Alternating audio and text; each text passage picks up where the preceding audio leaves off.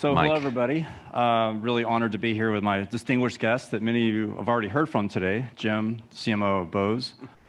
I'm actually guilty of not being in this room earlier today, so Jim and I were just talking. I hope this doesn't disqualify me from being on stage, but how many publishers are in the room today? Raise your hand. Okay, agency? How about ad tech community? Okay, and then brands. All right. An even split. Your guess was actually more correct than mine. So, Jim, you've led some pretty amazing brands over the years as head of marketing. To name a few, not to allow you to gloat here, but Under Armour, Ralph Lauren, Viacom, Bose, to name a few. And I think your impact has been felt pretty wide, as indicated by your inclusion in Forbes 50 most entrepreneurial CMOs this year. So congratulations on that. That's a pretty badass achievement. Thank you. Thank you. And in that, because I said, what does that mean, really? The criteria for such an honor. Revenue responsibility. That's what it means. The criteria for such an honor: one who is beholden neither to the status quo nor to disrupting it for disruption's sake.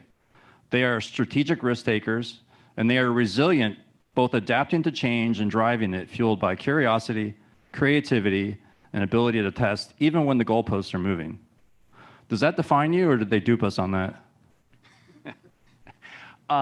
That's a tall order on that definition. Look, I think at its core, I think I'm entrepreneurial, and I would have, if I weren't in this field, I probably would have started a business at some point.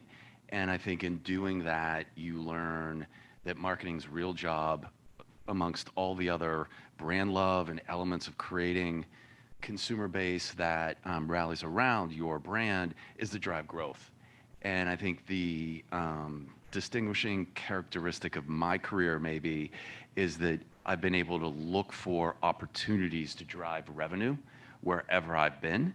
And that's not always been the case for people in the marketing C-suite, right? It's not enough to have a campaign idea. It's not just about the creative. It's about creating a commerce channel that can really accelerate the business.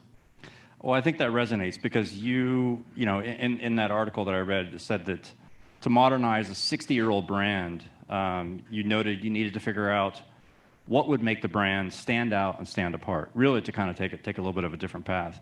And you noted specifically that you've really just basically done a lot of the last year connecting the Bose brand closer to communities that share passion for great content and sound.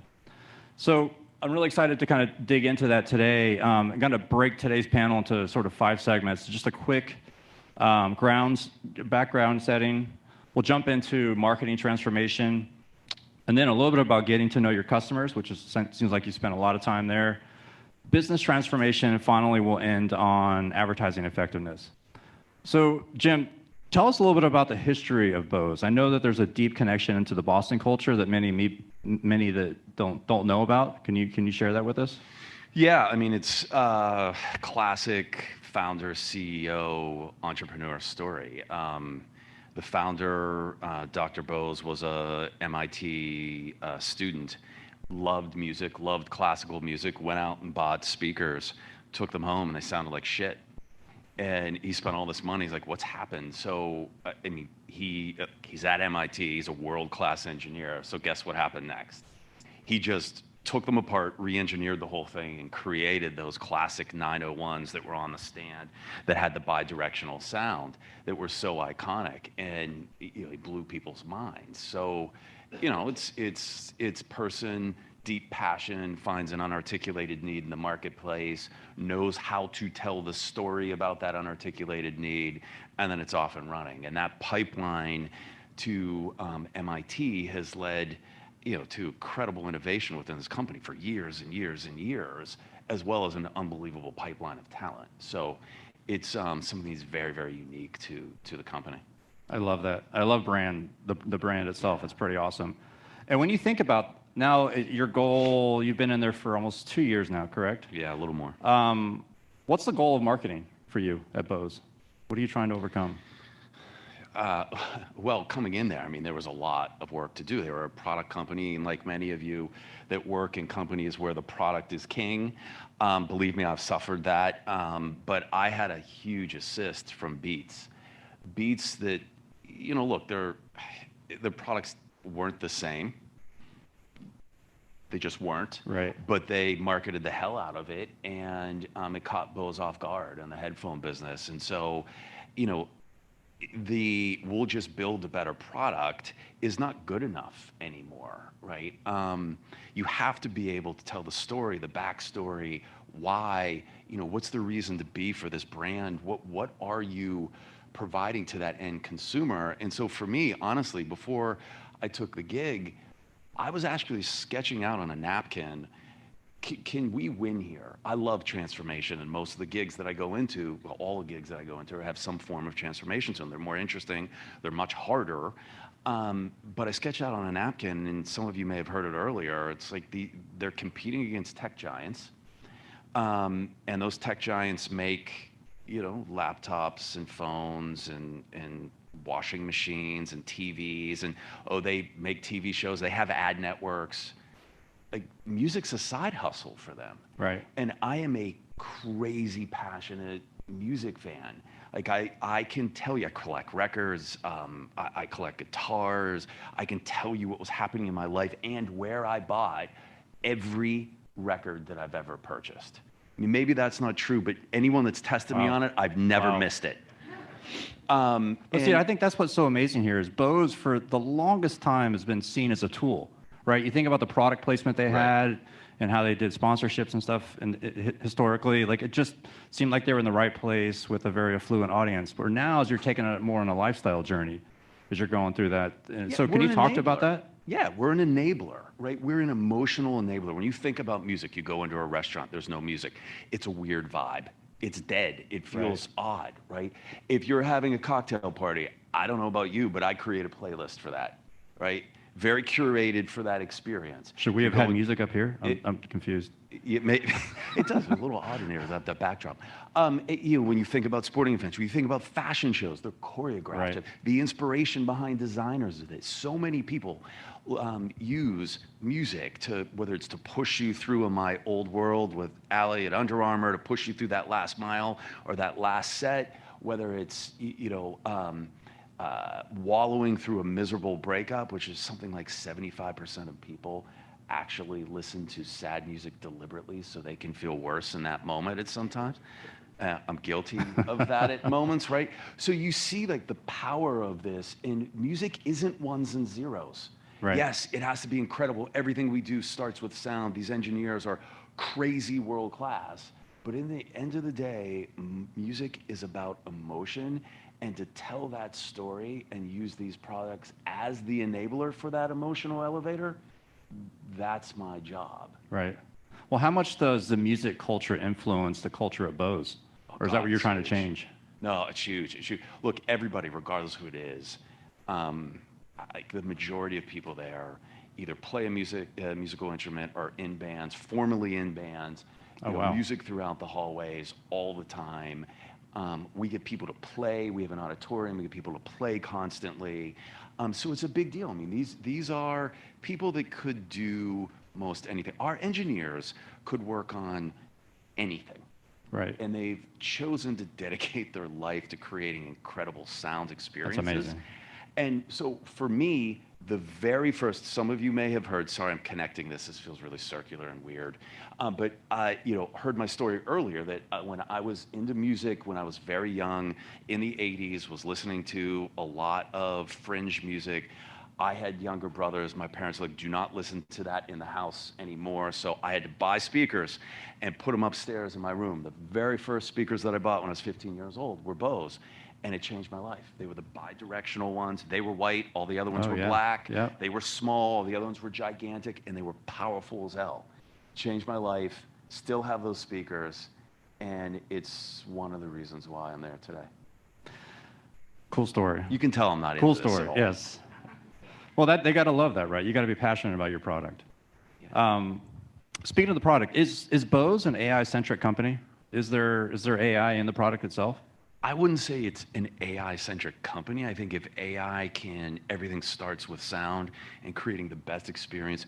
We create these things called listening occasions, and they are distinct things like on the go, which is if you are in a bus, if you're walking down the street, if you're, and how we're creating you products for that moment for your listening experience and the different use cases. Whether it's I want over-the-ear headphones on the subway because I want to send a message, I want to leave me alone, or if it's in-ear where you want maybe a little more receptivity to people, right? If you're watching mobile video, all of these different experiences. And so it all starts with those sound occasions in the car as well, and we map from there. If AI helps, then it is used. So we have a few things that we have in our new products. The new in-ear product has something called Custom Tune, and it's super interesting because it uses AI to map your ear canal so you can hear the music the way the artist intended it to, or That's the way so the fascinating. producer is. I mean, it's wild. The other thing is we now have in the over-the-ear this thing called immersive audio, which is the first of its kind, where it takes the music. If you listen to if you have headphones on and you put them on, the music's trapped in sort of inside your head. And you think that's a good thing, but it actually compresses everything down, further exaggerating what happens with digital music on your phone. So the team has created AI to map those songs and re-break them out among the various tracks and put it in a sound stage in front of you. It's called immersive audio, and it's one of the settings in there. And I was a little bit skeptical. I thought, like, is this a parlor trick? And then I heard it, and it blew my mind. Wow. So AI plays a role there, Right. but it has to have a need that is in tribute to music and sound in the experience. Yeah, that's so cool. So cool. And so, like, sticking on the topic of AI, are you using AI in any way to help drive your message to market? Yeah, are the guys from Automated Creative here? Are they still there? They are. Yes, we do a lot with Automated Creative that helps us, because we create thousands of pieces of content a month, and we're really like a publisher. So in its upper funnel, mid funnel, lower funnel, everything is bespoke for the platform. You're not seeing TikTok on Instagram and vice versa. And a lot of the things that we're doing in order to create that much content has to be like parts and pieces and components of a kit that can be assembled very quickly for all of the different audiences and all of the various places around the world, for all of their different passion points, all the different platforms. And so we use AI to drive a lot of that. Very cool. Very cool. So let's shift to the consumer. How do you define the market segment you're going after? It's super simple. It's the crazy, passionate music fan. And that, while that sounds like a very narrow definition, it's not. It's 30 million, 34 million in the United States right now. And then there's the rung outside of that. Like, you may not be a crazy, passionate music fan, but you might want the best possible sound and behave in that manner, even if you don't, attend shows and buy a lot of records, during that time. So we look for the behavioral cues and the psychographic cues to tell us who those people are, and it's much less demo, and that's why context matters to us. So as you're on this journey to modernize your brand, where are you going after them, and how are you thinking about showing up in their communities?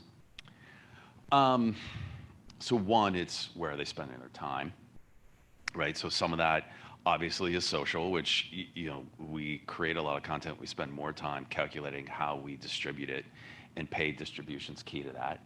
We spend a lot of time with publishers, the really good ones, that are endemic to my world, right? I mentioned, the Spin NME. We brought NME, their cassette back. They would, when I was younger, they would release every year the 12 bands that you should be listening to. And that cassette was a really big thing. We brought it back last year at South by Southwest, not the business side of things, but the music festival, and then through a show with those 12 bands. Those are the kinds of things that we integrate to that are just, it's not just like my passion for all of this. It's what we did research in Europe, China, and the United States, and it's what everybody came back and said. Bose is a music-centric brand that loves music, but we were a little bit cold and sterile with the way that we approach things from an engineering side. And so if we start to tell these stories of all these places where we need to be with fans of music that behave in that way, then they sort of flock, that community flocks to us. And does that enrich your profile of those people you're going after? Do you capture data about those people when you're there? Yeah, definitely, definitely. Any good tactics there? I mean, look, I think it's all the things you're doing. What, I don't know that, we've perfected the journey, but what I will tell you is that we've gotten much better about sequencing all of the exposures to our brand and how we build additively off of each one of those. I think there's probably a key there for, the ad tech in the audience there of how you provide a more complete solution so we're not cobbling together best of breed on that front. Right. And make our lives easier because I have enough to worry about without like the technology threaded together with all these things. Right, right. Very good points. So let's move on to business transformation. So like tons of brands, I mean, you guys are going through your, going straight to e-com, and I think you're trying to do everything you can to make that the driving force of your marketing channels. What are you trying to do differently there to attract direct attention for the consumer? Well, you got to create a great experience that's both branded and can drive the commerce. So I think it's up to the consumer. Sometimes they want to wrap themselves in the emotion of the brand, and it's up to us to make sure that we are showcasing who we are, what we are, the brand ambassadors we work with, the music that we release, the shows that we put on. And so that becomes very clear, sort of the emotion and humanity behind all of the content in the community. That is front and center for us, and it's what you would expect. And then there's the other side of just the nuts and bolts of getting the hell out of the way when somebody wants to buy a product, right? And I think that's always and I've made errors in both. Sure. I'm still making errors in both of when we have great signals on those things outside of the most obvious. But I think it's really important for us to create a brand Valhalla that also is seamless in transaction. Did COVID play a part in this, in e-com at all?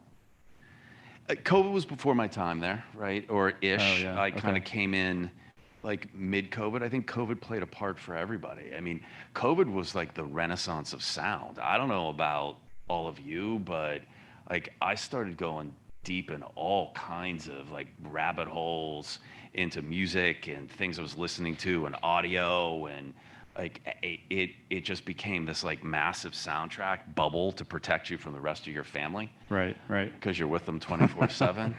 Careful, Kara, don't tell my wife. Isolation, that's what Bose headphones do well.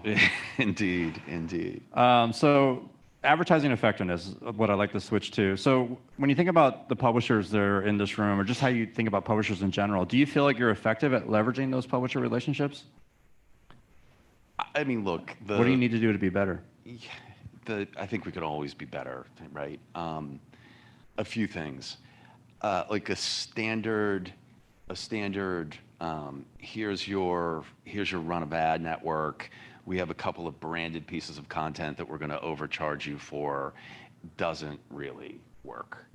I think what I like to do is find a company that has an incredible integrated marketing team that has been restrained from massive amounts of creativity because of lazy marketing, and then work with them to build really interesting things over a series of time, right? Like a one-off thing makes no sense, literally makes no sense. Right. I don't want to be a sponsor. I want to be integrated into that community. That's why I'm there. They have to do a good job. They're the experts in that community. They have to do a good job of authentically putting us into that. And we have to live up to our end of the bargain by making sure that like we are earning people's time and attention. Like, there's a time and place for interruptive advertising. It's usually not on a publisher's website. That's the time to really be immersed in the brand and build off of that authority that you're trying to reinforce. Any cool examples come to mind that you've done? Yeah, like I mentioned the NME one, that we did something with Spin, was for 50 years of hip hop, which is amazing. I mean, like they, the way that we would go back and dissect, incredible artists and their music at that time was really amazing. I think there are ways that you can integrate with all publishers, and it doesn't have to be music related.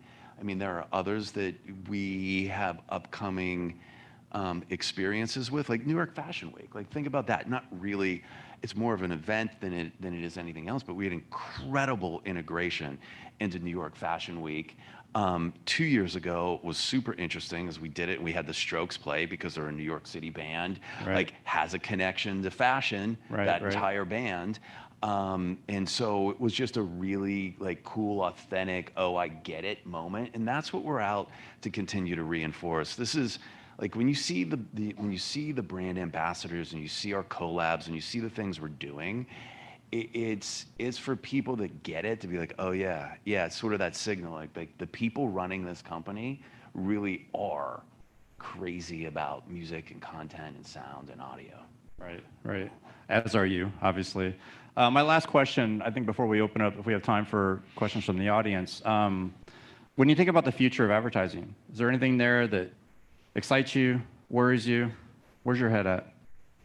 I love how we're being able to integrate like the TV screen where you can have connected TV back down into actual intent, like what Amazon's doing. You're seeing some really interesting things that we're doing with Amazon on Thursday Night Football, and integrating that into demand signals. I think there's opportunities in there with Google and YouTube that we've been using, which are really interesting to me. I think those plays are great. I'm excited to get back to contextual, like real contextual advertising. I think it's interesting the little bit that I've listened and been around, and I was, at a couple of things in the last month or so. The conversation around more data, more models, is becoming less and less and less. It's like what matters. When I first got obsessed with data and I was working at Disney and I crafted this, what I thought was this incredibly interesting model around trying to get people to go on vacations. And in the end, and it probably had 100 inputs. In the end, there were 4 things that mattered. And one of them was the stock market up or down? Because what I realized is that if the stock market was down more than a certain amount, no one's buying a $10,000 vacation, period, that day. Interesting. And it's just interesting stuff. Yeah, makes sense. I couldn't agree with you more on the CTV. I mean, at Adobe, we have a hard push on really trying to evolve the way CTV is purchased today to lower funnel metrics, really accountability and on driving intent. So that's phenomenal here. How about questions from the audience? One up here at front. Oh.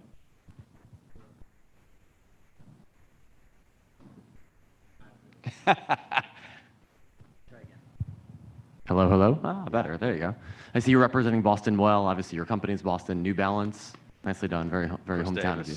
What did I say? Chris Davis, the CMO. Oh, there you go. Is it hard for you as a CMO knowing the quality of those products are so strong? Almost like GoPro, right? Like you have a great warranty, they last for a while. GoPro's a different level in that sense. Yeah. But does that actually provide like a different challenge to you than other people who candidly their products break every 2 years? So there's always an audience to go after.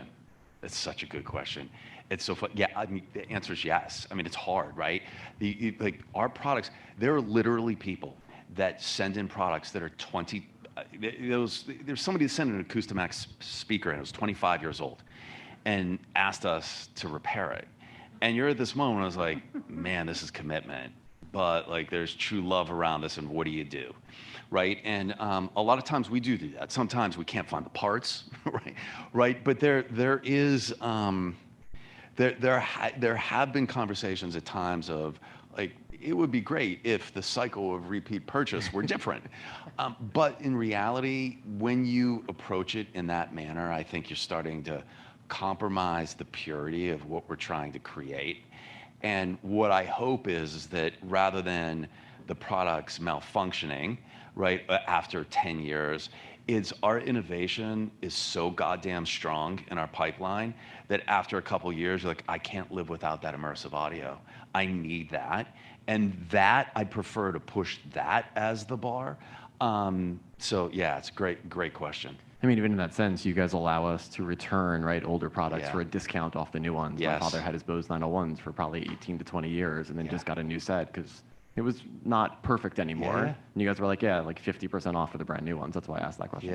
Yeah. It's and you know, it's interesting. I'm glad you noted that. It's something that I also have customer service, which is interesting because I think it can be super brand differentiating. So a lot of people are like, it's a headache, which it can be. But I think it can be super brand differentiating and helping them take product out of the marketplace and introduce people to new innovation and the experience and rewarding them for that loyalty has been really remarkable in some of the letters and love that I get. So it's cool. Yeah. Hi, I'm Courtney from John Boy Media.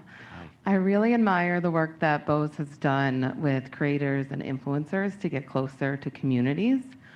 When selecting publishers or creators to work with, how do you measure the level of connection that the publishers and creators have with their own communities that they have built?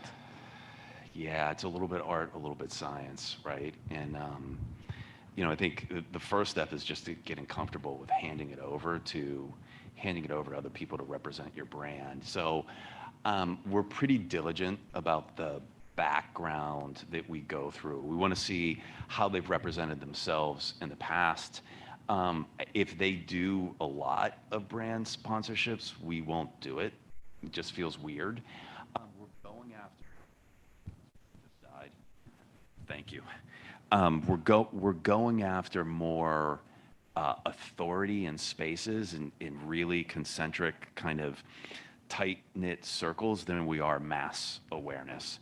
And so I think it's how engaged with the audience, how authentic are they, how great of a content creator they are. I mean, that goes for our artists too. I mean, I don't know, who knows Charlie Puth here, right? Like he's a huge pop star, right? And you know, whether you're a fan of his music or not, switch us, there you go. Whether you're a fan of his music or not, which he's an incredible artist, I mean, this guy's like, he's a musician's musician, went to Berkeley in Boston. He co-creates a lot of the stuff he does with people on TikTok, like with his fans. And his content creation is nuts. And so it's those kinds of things that are all markers in there. So there's not like one thing. It's a little bit like, let's look at engagement rate. Let's look at how broad his reach is. Let's look at how he creates. So I really do think it is like the magic of creativity is a little bit art and a little bit science, and it's both for us. Yeah. Hi, Dan Lascarbo from Iris. We're a creative agency, but we do a lot of brand partnerships. That's what I'm going to be asking about. Yeah, sure. So you weren't there, so I think it's okay to bring up the NFL partnership and sort of the brand equity that was lost through that, right? Players trying to stand up and say they weren't part of the partnership or whatever else it was. But you did mention Beats and how that kind of did grow the overall category. Can you talk about what goes into deciding, maybe identifying and optimizing some of those partnerships you guys go through? Yeah, I wasn't there for it, but I was the one that ended it. And nothing is, the NFL's an incredible property, right? Did a lot of business with the NFL at Under Armour, and it served a purpose for Bose at that point in time. I mean, it's a great property. They're fantastic. There's a lot to love. I mean, they are dominant in live TV, and God knows there aren't a lot of like appointment viewing. So it's, you know, it was an incredible partnership for Bose for a long period of time. The decision to move away from that had nothing to do with the players. It had everything to do with sort of our brand positioning and who we were. And I looked at the NFL and our partnership that we had with them previously. It was tying up a massive amount of my budget. At the same time, it was about communications, not music. And the headphones or the headsets were on the coaches, not the players. That's what I was referring to the tools before. It felt very utilitarian the way it was. And it was amazing and great. And they loved the product. They loved the product. But like, who is anybody out there? Any of your kids want to be Bill Belichick? Like, come on. And so when I looked at that, it had served its purpose, and I wanted to, and again, it was about communications. We didn't sell the product. It was all these reasons, I was like, no. We are here to celebrate music and the passion and the communities and surrounding that. And so we still do business with them. We still advertise. If you're watching the NFL this week, and I'm sure you saw it, I'm sure you saw the Joe Burrow content, but we are working with Joe Burrow because he's a crazy, passionate music fan. Yeah, he's a great quarterback and draws a lot of attention, good-looking guy who's into style, all that. But he's like best friends with Kid Cudi. And Kid Cudi was one of our guys. And so we decided, like, there's all this storytelling when they lost the Super Bowl, and he went and like created the set list for Cudi's show that night and went out on the stage with him, like to help get over the sting of that loss. I'm like, that's our guy, right? People like that. And so that's how we're using that platform in a different way. Yeah, sure. Thank you for the All right. With that, we're very fortunate to be here with you, so thank you for the time. Bose is lucky to have you. Such passion, such great product knowledge. I look forward to seeing what happens in the future. Thank you.